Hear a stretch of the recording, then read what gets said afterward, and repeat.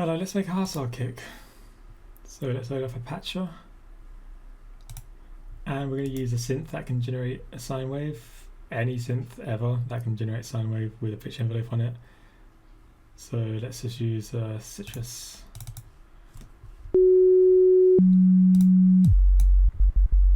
There you go. So it's no tempo time for the heck of it. Make it half a beat long. And a pitch envelope. Let's make it 16th note. And we can also adjust this whenever we want, of course.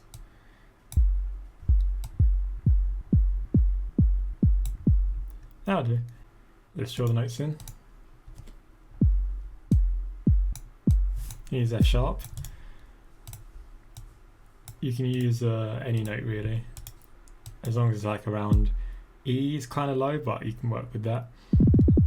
And A, well, A is probably the highest you want to go, because when making a hardstyle kicks are better at pitching up than they are at pitching down. So where do we go from here? Let's add a distorter. What's great about distorter is you can layer in loads of different distortions. I like the Harmor Classic one. I'm also going to enable get rid of center and make the oversampling maximum. Turn off the filter, and we are going to mess with the symmetry, asymmetry, and preamp. And soft clipper, soft saturation, and we're going to get rid of center as well, turn it all the way up. And what this is going to be hard distortion, but we're going to mix it in gently.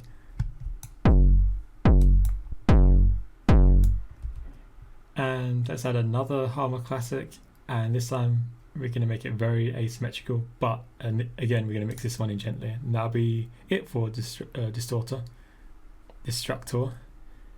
Have I been calling it Distortor all this time? It's called Destructor. Whatever. Another Harmor Classic.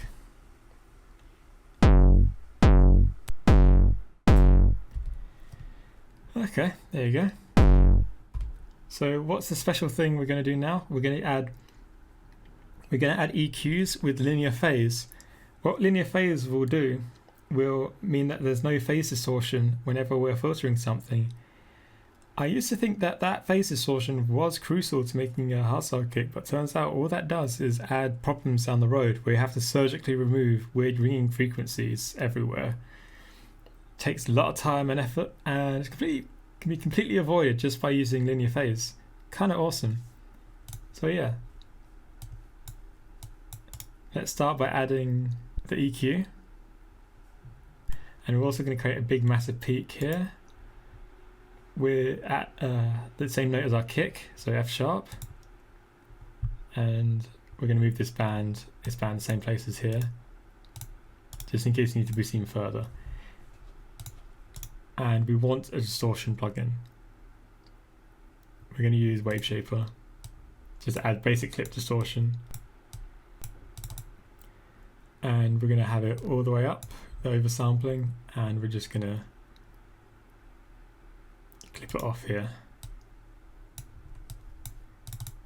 Let's have a look.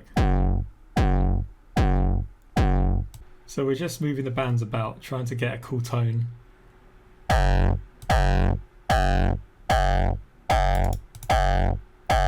But we're not going to boost the highs. We're going to avoid boosting the highs. To get a good high end, we're going to excite them a different way rather than just boosting them in the EQ. Because if we did that, we would get a really messy high end. We want to get the high end from distorting the mids, not from distorting the highs. And we're going to do this again in parallel with itself.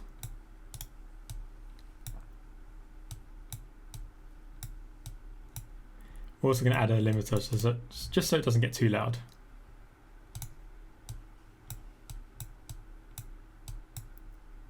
Probably want to add the limiter in first.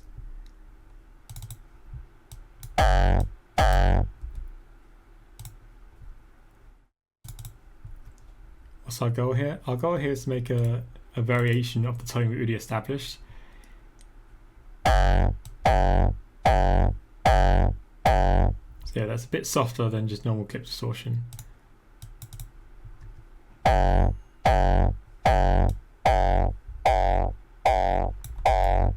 try boosting at F sharp again, a different F sharp. I think it sounds alright. So yeah, let's add the exciters now. So we're going to use Maximus for this, but we're going to turn off every bit of compression with the Maximus plugin we add. So here's the default plugin. We're going to add linear phase, and we're going to turn compression off on everything, and also turn the saturation all the way up, the threshold on all of them. And we're going to mess with the bands. We want the bands to surround just that peak we established. So let's mess with the post on this and the ceiling. It's called the post because it's referring to the compression, but there is no compression, so this is just going straight into the saturation.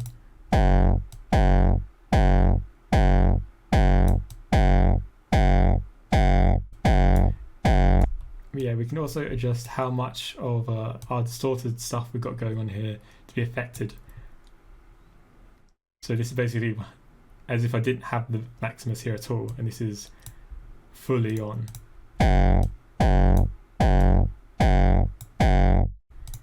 So here we can start distorting the highs.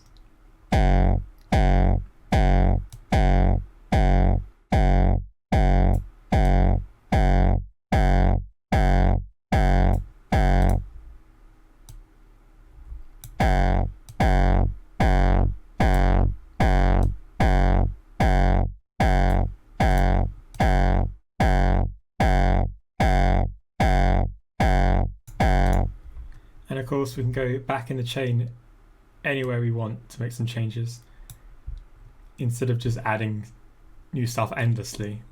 It's good to work with what you got because this is already a really good chain. You can create a lot of different tones with what you got already.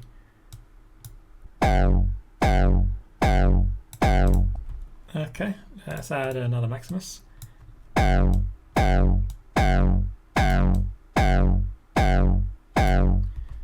I reckon that'll do. I think another EQ might be helpful. This EQ I've ended up with compared to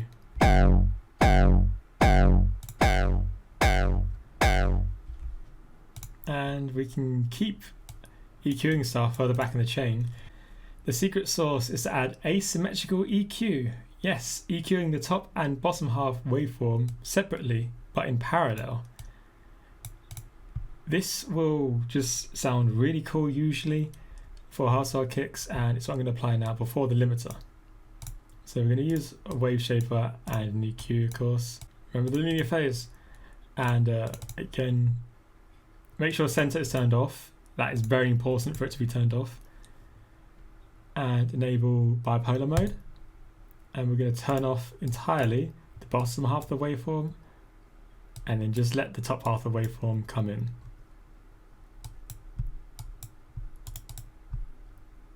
And we're going to do that again, but reverse.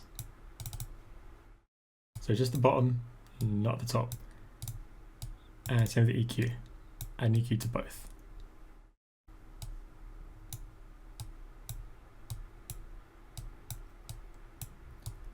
So that is our secret sauce, our final ingredient to the hardstyle kick.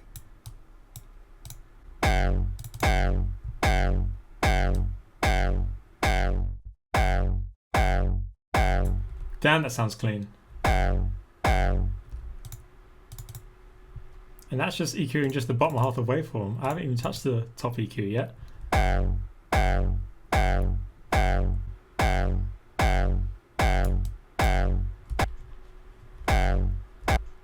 So there you go. So we're just going to bounce this with Edison.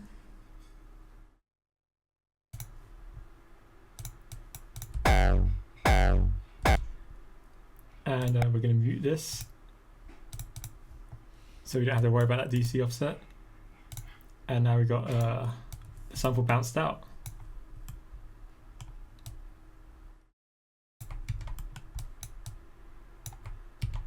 And then at the end of it, we're going to declick out, or even just fade out. There you go, that's the kick. With this same setup, this is a kick I made earlier. So as you can see, the chain is pretty much the same. So here's that sounds. And with a bit of processing, we've gone from here to here. And then nimble kick to pitch it. And then I just throw it into Slice X. What's interesting about Slice X is you can actually do reverse kicks easily just by doing that. And here's the different pitches in Slice X.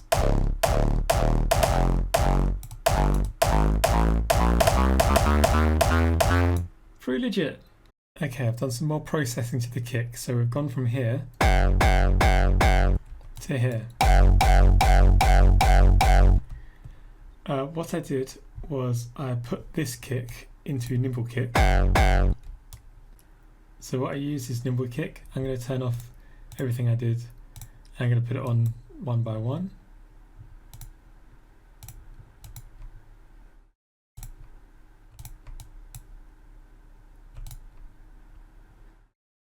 So first, here's the normal kick. So I added the EQ to the attack and tail separately. And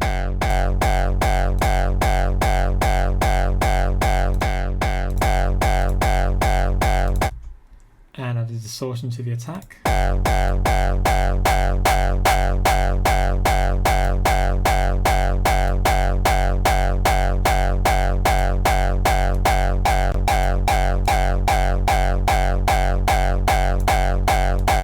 So yeah, just really shaping the kick with the different distortions and transient shaping.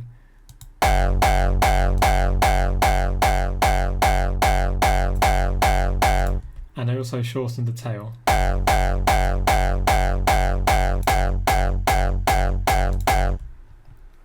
And the next thing I did was I cloned this.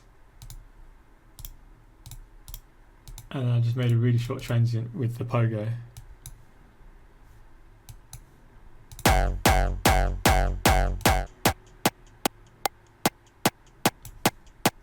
And I laid it on top, and then I just fine-tuned it until the phase with the transient and the main attack sat nicely together.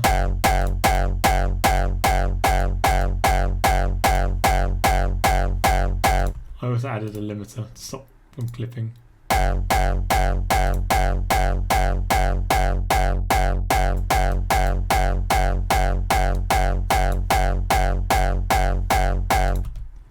So that's how I went from the normal kick to this kick in nimble kick. So let's get rid of those ones, go back to my original. There we go. And then I added Maximus. So all this Maximus is each band, it's only phase enabled, but each band is just a curve all the way up.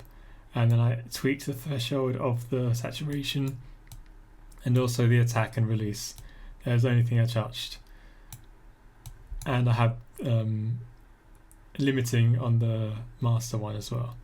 And I tweaked the release to make it the attack sit nicely.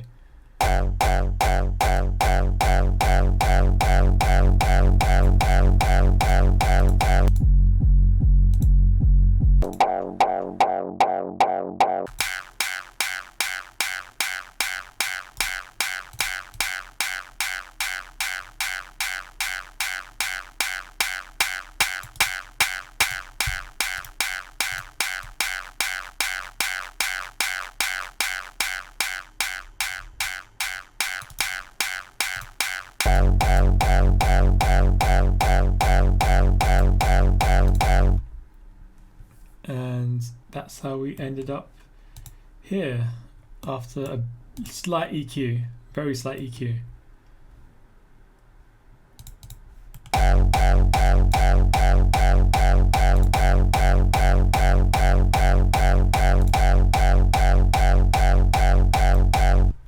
And again, just saturation, just acts as clip distortion.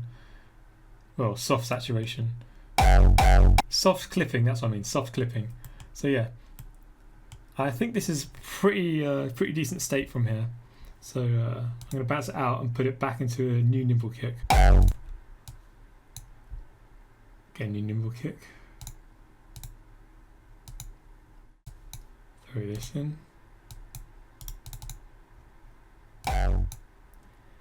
And now I have a kick I can pitch.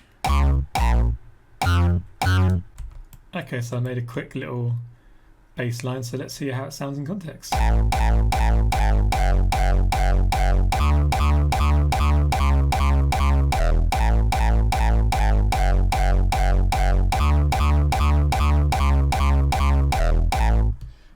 I'd say that's pretty passable. Anyway, hope you've learnt something. Keep experimenting, and thanks for watching. See you later.